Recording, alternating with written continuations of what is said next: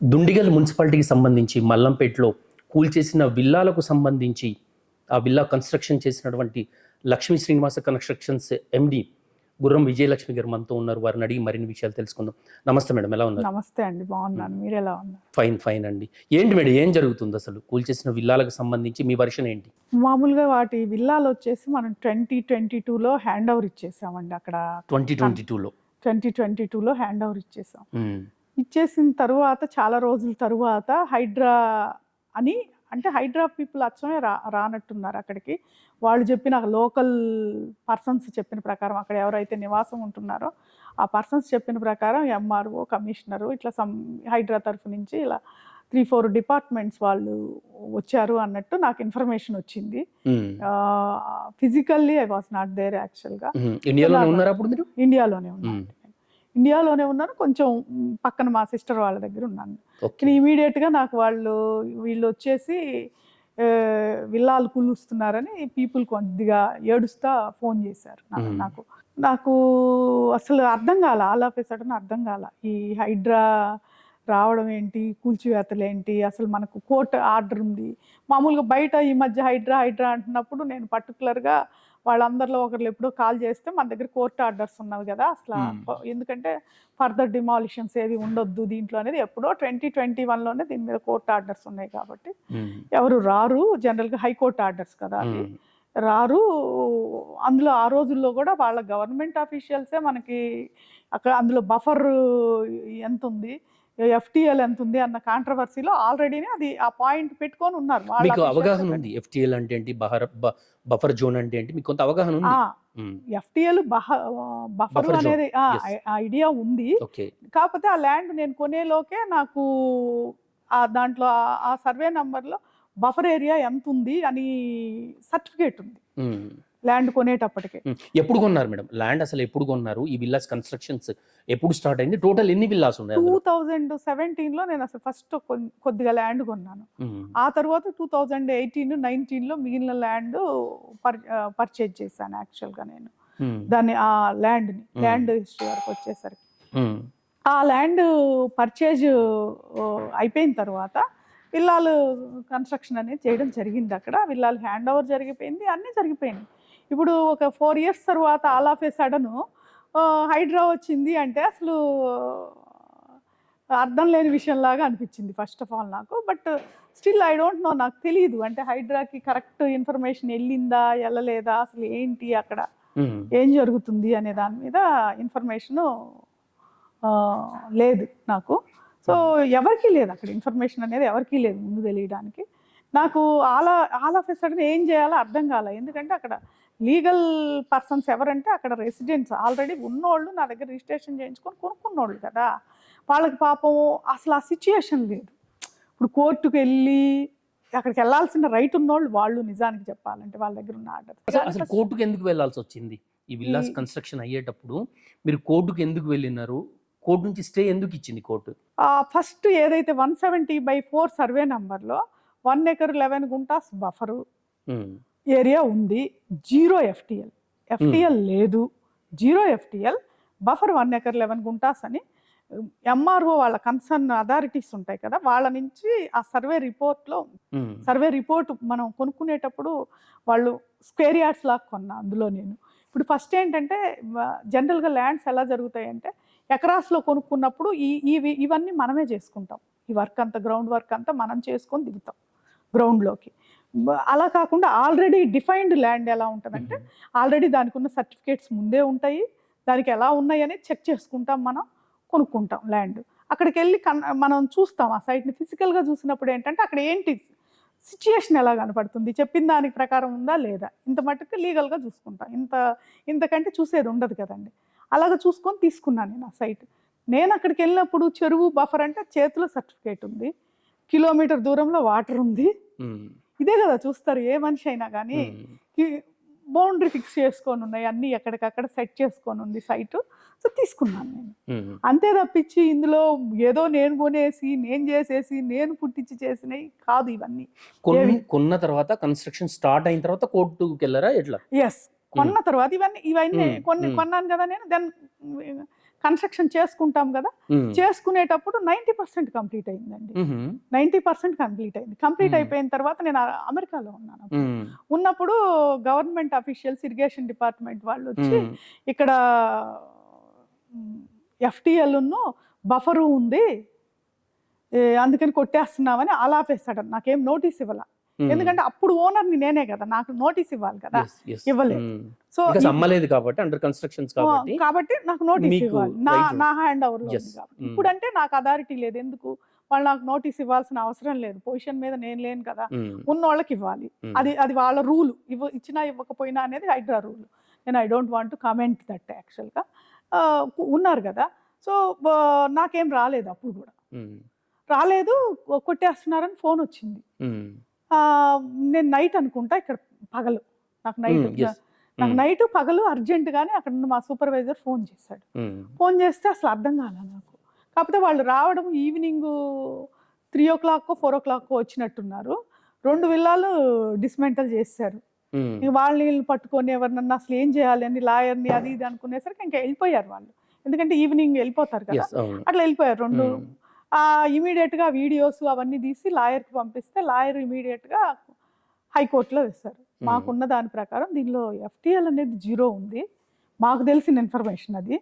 అంతే కదండి, ఇప్పుడు ఎవరికైనా ఇన్ఫర్మేషన్ ఈజ్ పేపర్, అంతే కదా ఇన్ఫర్మేషన్ అండ్ అక్కడ ఉన్న ఫిజికల్ సినారియా, రెండే మనకి ఇన్ఫర్మేషన్స్. సో నాకున్న ఇన్ఫర్మేషన్ ఇది, నాకున్న సర్టిఫికేట్ ఇది. సో అని మేము అది హైకోర్టులో రిట్ చేయడం జరిగింది. 2 విల్లాస్ FTL బఫరు అని వాళ్ళు కన్ఫర్మేషన్ చేశారు. అక్కడ 2 విల్లాస్ మాత్రమే, 2 విల్లాస్ FTL, 5 విల్లాస్ బఫర్, 2-5 అని వాళ్ళు కన్ఫర్మ్ చేశారు. బట్ కోర్టు అది కన్సిడరేషన్లోకి తీసుకోలేదు. ఎందుకంటే మీరిచ్చిన certificate 0 FTL, buffer 1 acre 11 guntas. So practical గా సైట్ మీదకి వెళ్తే 1 acre 11 గుంటాస్ వదిలేస్తుంది. ఓకే, సో ఎలా ఈ విల్లాస్ వెళ్తాయి? సో అని హైకోర్టు, మీరు ఆర్డర్ కూడా చూడండి, హైకోర్టు క్లియర్గా ఆర్డర్ ఇచ్చింది.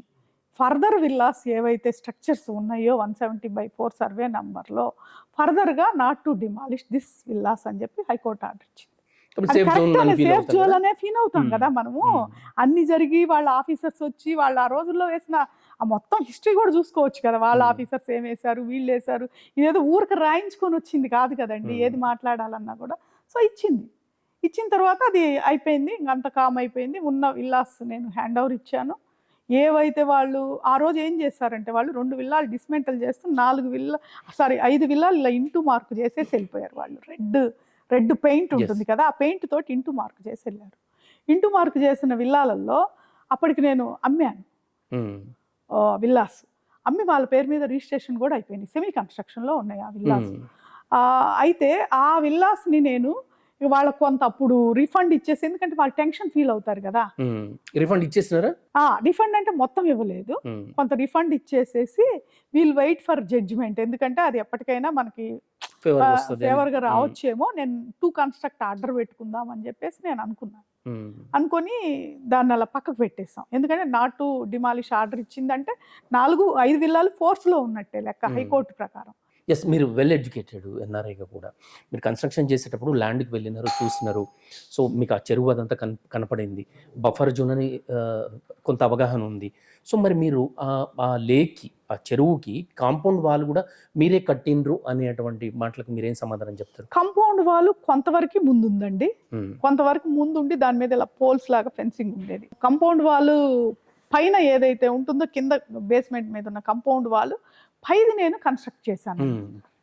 ఏదైతే బార్డర్ ఉందో బార్డర్ ఇలా ఉంది, బార్డర్ ఉన్న తరువాత దాని మీద ఇలా ఫెన్సింగ్ ఉంది, కంపౌండ్ వాల్కి. మీకు అర్థం అవుతుందండి, ఇట్లా ల్యాండ్ ఉంది, ఇలా బార్డర్ ఉంది, బార్డర్ పైన ఫెన్సింగ్ ఉంది.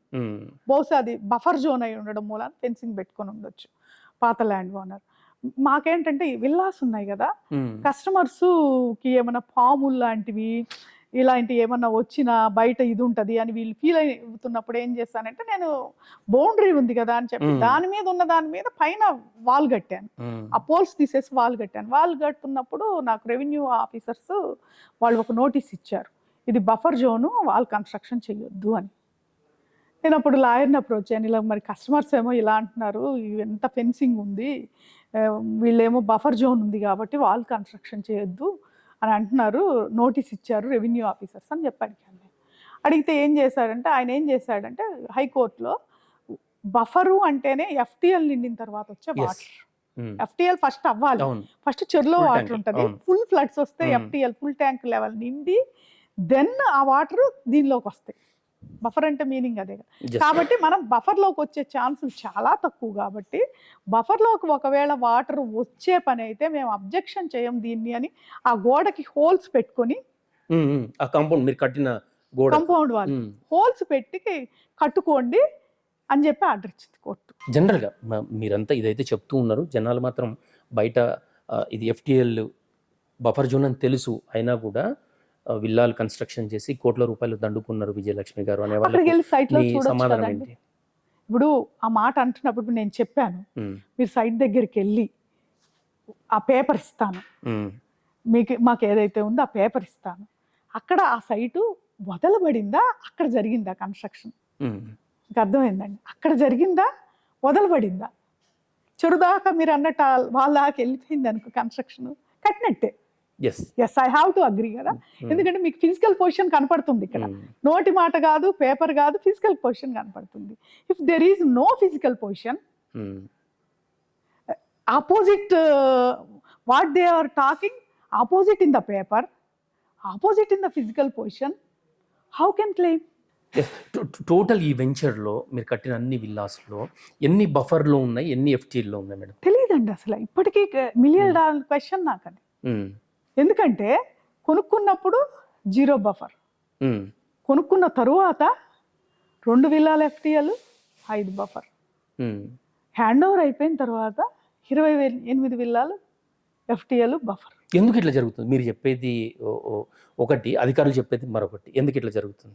అదే చెప్తున్నాను కదా నేను, ఫస్ట్ పేపర్ నాకు ఇవ్వబడింది, రెండోది నేనున్నప్పుడు జరిగిన ఇన్సిడెంట్, మూడోది నేను వెళ్ళిపోయిన తర్వాత జరుగుతున్న ఇన్సిడెంట్. మూడిట్లో కొన్న రోజుకి, కట్టిన రోజుకి, నేనున్న పీరియడ్కి, ఈ రోజుకి సైట్లో కానీ ఇంకెక్కడైనా కానీ ఏమన్నా చేంజెస్ వచ్చినాయేమో మీరు గూగుల్ మ్యాప్లో సెర్చ్ చేసుకోండి. జనరల్గా హైడ్రా రూల్స్ ప్రకారం జనరల్గా కన్స్ట్రక్షన్ చేసిన మీకు కానీ ఆ విల్లాస్లో ఉండే వాళ్ళకి కానీ నోటీసులు ఇచ్చి కూల్చాలని చెప్పేసి ఉంది. సో నోటీసులు ఏమైనా వచ్చినాయో మీకు కానీ వాళ్ళలో విల్లాస్లో ఉండే వాళ్ళకి కానీ? అంటే నాకు ఇవ్వరు కదా జనరల్ గా, ఏంటంటే సో అమ్మేసి రిజిస్ట్రేషన్ కూడా అయిపోయింది కాబట్టి, సో అందులో ఉండే వాళ్ళకి ఏమైనా నోటీసులు ఇచ్చినారు? వాళ్ళు ఇవ్వలేదని చెప్తున్నారు. నాకైతే రాలేదు, నాకు కూడా రాలేదు, వాళ్ళకి రాలేదు. ఎందుకంటే ఎప్పుడైతే ఎవరైతే పొజిషన్ లో ఉంటారో ఆ టైంలో పొజిషన్ లో ఉన్న పర్సన్స్ కి మాత్రమే నోటీసులు వస్తాయి. నేనున్నప్పుడు నాకు వచ్చిన నోటీసుల గురించి మీకు చెప్పాను, నాకు జరిగిన ఇన్సిడెంట్ల గురించి నేను మీకు చెప్పాను. నేను లేనప్పుడు నాకేం రాలేదు, అండ్ అక్కడ ఉన్న పర్సన్స్ అడిగినా కూడా మాకేం రాలేదు అంటున్నారు. పెద్ద క్వశ్చన్ కదండి అసలు. అలా మీరు ఇంత క్లియర్గా చెప్తున్నారు, ఇంత నిజాయితీగా చెప్తా ఉన్నారు, ఎందుకు మరి ఇంత నిజాయితీగా ఉన్న మీ పైన క్రిమినల్ కేసులు ఎందుకు ఉన్నాయి? క్రిమినల్ కేసు అంటే ఇప్పుడు సపోజ్ ఎవరైనా డిస్మెంటల్కి వచ్చారనుకోండి, అక్కడ డిమాలిష్ చేయడానికి వచ్చి వాళ్ళ ఎలిగేషన్ కనుక FTL పరిధిలో కడుతున్నారు అనే ఎలిగేషన్ కనుక ఉంటే బఫర్ జోన్, అది నేనే కాదు ఎవరిపైన అయినా కూడా వాళ్ళు ఫస్ట్ ఏం చేస్తారంటే జనరల్గా అపోజ్ చేస్తారు గవర్నమెంట్ ఆఫీసర్ని, ఎవరైనా కదా అక్కడ బిల్డింగ్ కట్టే వాళ్ళని.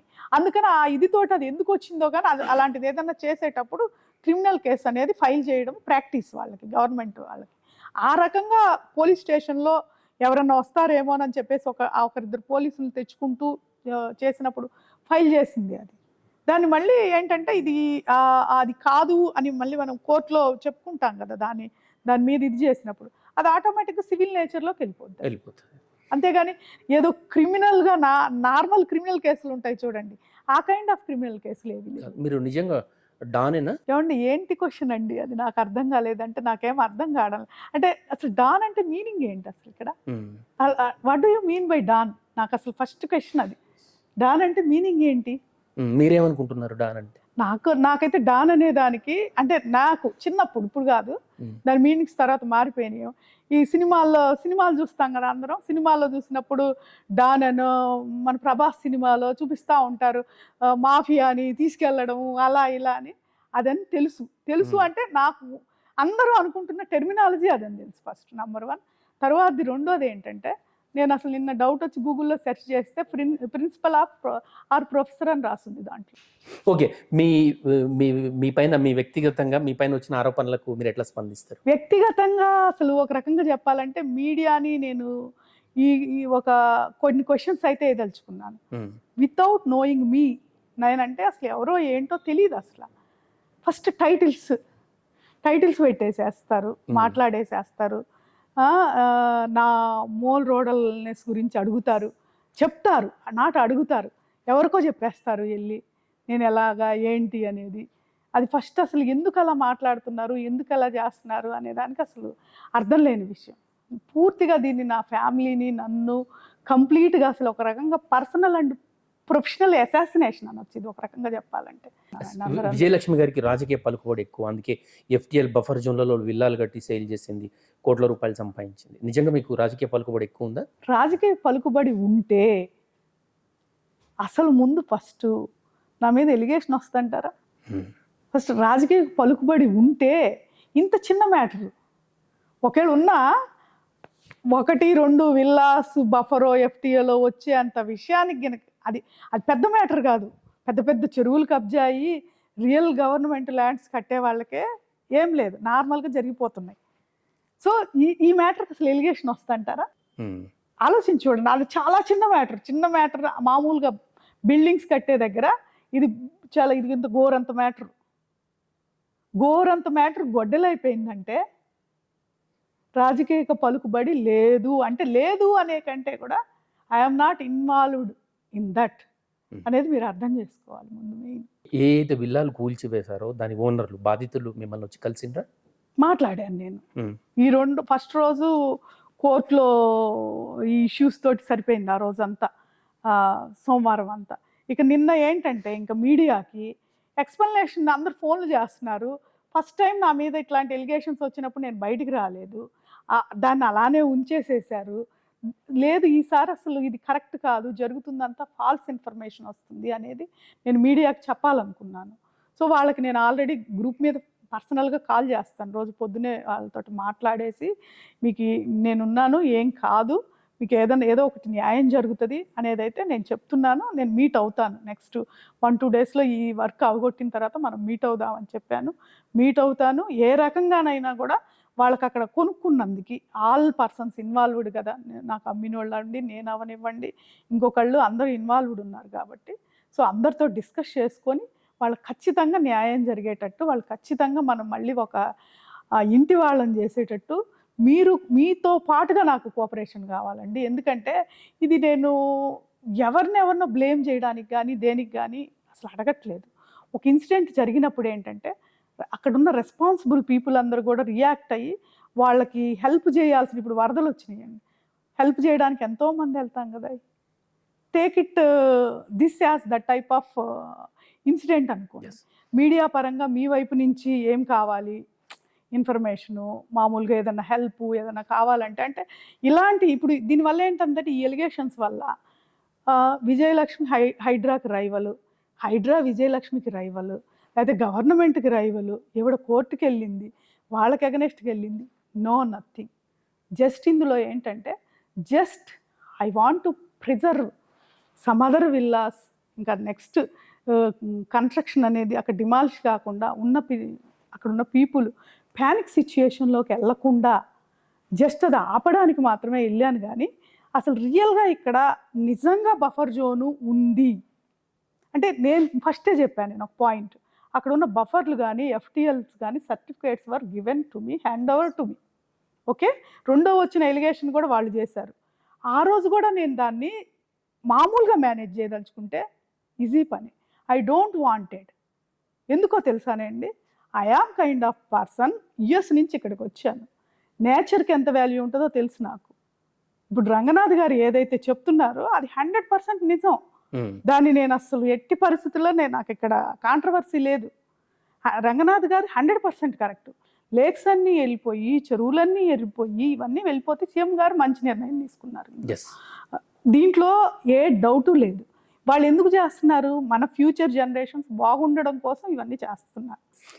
దేశవ్యాప్తంగా కూడా హైడ్రాకు మంచి స్పందన వస్తుంది. దేశవ్యాప్తంగా దీన్ని ఇంప్లిమెంట్ చేయాలి అని అంటున్నారు తెలుగు రాష్ట్రాల్లో కూడా. హైడ్రాని సమర్థిస్తున్నారా విజయలక్ష్మి గారు? డెఫినెట్లీ. మ్మ్. ఇంత డిజాస్టర్ జరిగినా కూడా నేను మ్మ్. నాకు నా పీపుల్కి మ్మ్. నేను దాని వైపు 100% ఉన్నాను. మీకు తెలుస్తుంది నా మాటల్లో. Yes. ఎందుకంటే నేను 4 సంవత్సరాల తర్వాత లాయర్ అడిగిన ఒకటే క్వశ్చన్ ఏంటంటే నన్ను, what is your responsibility? Nothing. Why did you come here? Hmm. నేను చూడలేకపోతున్నాను, నేను ఏడుస్తున్నాను. మీరు ఈరోజు ఇలా ఉన్నారని అలా అనుకోవద్దు, ఏడుస్తున్నాను. They are crying. Hmm. Though ఆటోమేటిక్గా హైడ్రాని ఒక పక్క మీరు ఎమోషన్. సమర్థిస్తున్నారు, హైడ్రాని సమర్థిస్తున్నారు, మంచి పని చేస్తున్నది అంటున్నారు, గ్రౌండ్ వాటర్ పెరగాలి అంటున్నారు, గతంలో ఉన్నట్టుగా లేకులన్నీ కూడా ఈ చెరువులు ఇవన్నీ కూడా మంచిగా ఉండాలి అంటున్నారు. మరి హైడ్రాకి వ్యతిరేకంగా ఎందుకు కొట్టుకుపోయినారు మీరు? హైడ్రాకి వ్యతిరేకం కాదు అసలు. క్వశ్చన్ అంటే హైడ్రా వల్లనే వినండి. కాదు. హైడ్రా ఈ రోజు పుట్టుకొచ్చింది. హైడ్రాలో అసలు ఇన్ని వీళ్ళు చేరుస్తోని ఇన్ఫర్మేషన్ ఇస్తున్నప్పుడు మనకు తెలుస్తుంది. హైదరాబాద్లో ఇన్ని చెరువులు కబ్జాలు అయి ఉన్నాయి అనేది మేబీ ఏదో 1-2 అనుకుంటాం, కానీ అట్లా వెళ్ళి చూస్తా తెలియదు, మనకు తెలియదు. మేబీ ప్యానిక్ సిచ్యుయేషన్ ఏమన్నా ఫ్యూచర్లో రాబోతుందేమో తెలియదు. I don't know anything about that. First of all ఏంటంటే దాని గురించి నాలెడ్జ్ రావాలి. ఆయన చెప్తున్నప్పుడు ఏం జరిగింది సిటీలో అనేది నాలెడ్జ్ తెలుసుకోవాలి. ఫస్ట్ మనం తెలుసుకొని అక్కడ థ్రెట్ ఉందనుకోండి, హోల్ రెస్పాన్సిబిలిటీ. ఆ రోజు జరిగింది, ఇన్సిడెంట్ జరిగిన తర్వాత ల్యాండ్ ఓనర్ దగ్గర నుంచి అందరూ క్యూములేటెడ్గా ఇప్పుడు ఏదైనా జరిగింది, వరద వచ్చింది, ఎలా మనం అందరం ఏం చేస్తాం, తలా ఒక పని చేస్తాం కదా.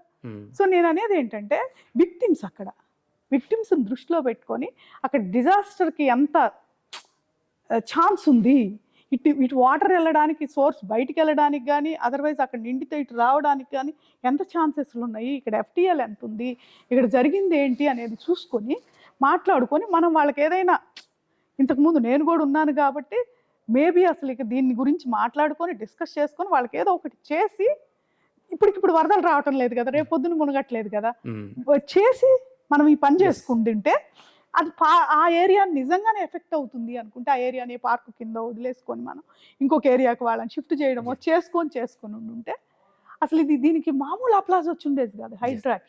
జనరల్ ఎందుకంటే కోట్ల రూపాయలు, లక్షల రూపాయలు పెట్టి ఒక విల్లా కొన్నారు, వాళ్ళ EMIs కూడా ఇంకా తీరి ఉండకపోవచ్చు, బ్యాంకులో కట్టాల్సింది. సో అట్లాంటి పరిస్థితుల్లో మీరు అమ్మిన వాళ్ళకు, కొన్న వాళ్ళకు మీరు ఖచ్చితంగా భరోసా ఇస్తున్నారు. నా వైపు నుంచి వాళ్ళకి ఖచ్చితంగా ఇల్లు ఏర్పడాల్సిందే.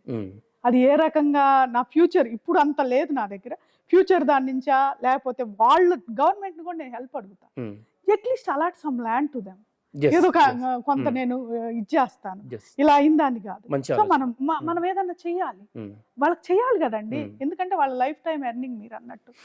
ఇప్పుడు 4 సంవత్సరాల క్రితం నేను కట్టేసిన అమ్మేసిన అని చెప్పి చేతులు దులిపే పరిస్థితి లేదు, ఖచ్చితంగా వాళ్ళకి న్యాయం చేస్తా అంటారు. అది ఆ విషయంలో నేను ఏంటంటే నాకు వాళ్ళ హెల్ప్ కావాలి. హైయర్ అఫీషియల్స్, గవర్నమెంట్ పర్మిషన్స్ అవనివ్వండి, రిక్వెస్ట్ ఏంటంటే మనం కూర్చొని డిస్కస్ చేసుకొని ఇట్ ఫర్దర్ ఇలా వెళ్దాము, ఇగో ఇవి వాటికి ఇలా చేద్దాము, మీరు ఇది చెయ్యండి, వాట్ ఈస్ మై డ్యూటీ, మీరు ఇది చెయ్యండి.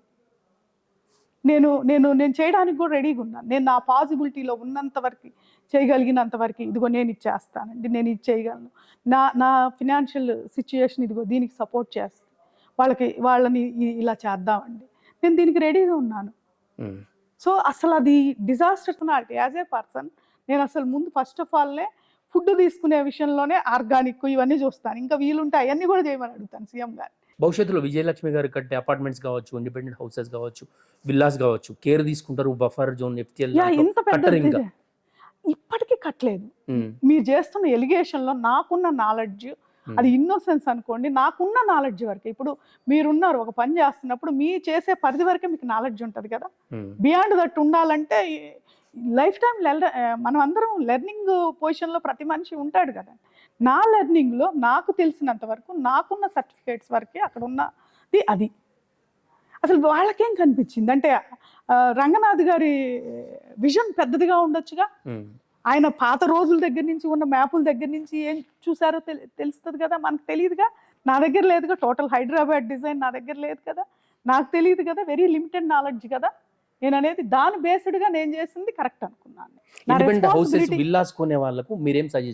సజెస్ట్ చేయడానికి ఇంకొకటి తెలుసో లేదో, ఈ ఇన్సిడెంట్ల వల్ల ఎస్పెషల్లీ ఆల్మోస్ట్ 1 year నుంచి సిస్టమ్ ఎటు వెళ్తుంది, నేను ఎలా అప్రోచ్ అవ్వాలి, ఎలా అప్రోచ్ అవ్వాలి.